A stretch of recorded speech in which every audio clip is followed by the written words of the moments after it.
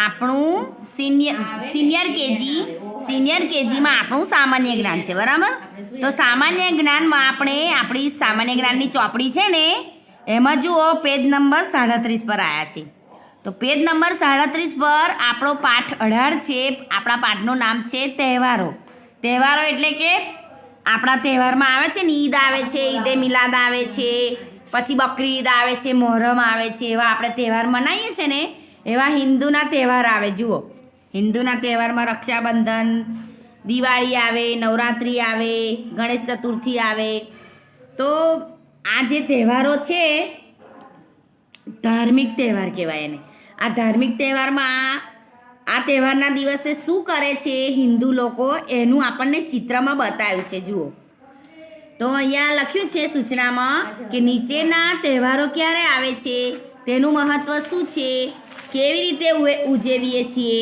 એટલે આ જે તહેવાર છે આપણે મુસ્લિમ સ્કૂલમાં ભણીએ છીએ એટલે આપણા તહેવાર આપણને ખબર હોય કે આપણી બકરી ઈદ છે, રમઝાન ઈદ છે, ઈદે મિલાદ છે, મોહરમ છે. આપણે તે દિવસે આપણે શું કરીએ છીએ એ ખબર છે આપણને. પણ આ હિન્દુના તહેવારોમાં જુઓ, રક્ષાબંધન હોય, ગણેશ ચતુર્થી હોય અને નવરાત્રિ, 3 તહેવારો આપેલા છે, બરાબર? હવે આ તહેવારોના દિવસે કોણ શું કરે છે એ આપણે સમજવાનું છે. તો અહીંયા જુઓ, પહેલા નંબર પર રક્ષાબંધન બતાય છે. એમાં જુઓ રાખડી બતાય છે, ડીશની અંદર બધો સામાન મૂકેલો છે અને મીઠાઈ મૂકેલી છે, બરાબર? તો રક્ષાબંધનને દિવસે શું છે, બેન ભાઈને રાખડી બાંધે છે, બરાબર? પછી ગણેશ ચતુર્થી, તો આ તો તમને ખબર જ છે ને, ગણપતિ જોવા જતા હશો તમે, હે ને? તો ગણેશ ચતુર્થીને દિવસે શું હોય, લાડવા બનાવે અને લાડવા ખાય છે બધા, બરાબર? ગણપતિ ના ખાય.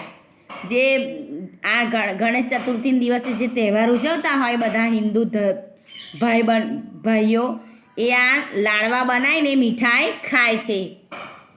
ફરી નવરાત્રિ છે, તો નવરાત્રિ કેવી, ગરબા ગાય ને બધા. તમારે ઘેર લગ્ન હોય બધા ડીજેમ ડિસ્કો કરો છો ને, ગરબા ગાય છે ને એવી રીતે નવરાત્રિમાં ગરબા ગાય છે. જુઓ, ચિત્રમ દેખાય છે તમને. આ પ્રમાણે તહેવારો આપણને ચિત્રમાં આપણને ચિત્ર જોઈએ એટલે ખબર પડે છે કે આ તહેવાર કયો છે, તહેવારના દિવસે કોણ શું કરે છે, પછી આ તહેવારની અંદર શું શું ખાય છે, મીઠાઈઓ, તહેવારમાં કેવા કપડાં પહેરે છે, શું કરે છે, એ બધું આપણે સમજવાનું છે. અને આ તહેવારોનું મહત્ત્વ છે એ આપણે યાદ રાખવાનું છે, બરાબર? ચાલો ફરી બીજું શીખીશું. અસ્સલામુ અલૈકુમ.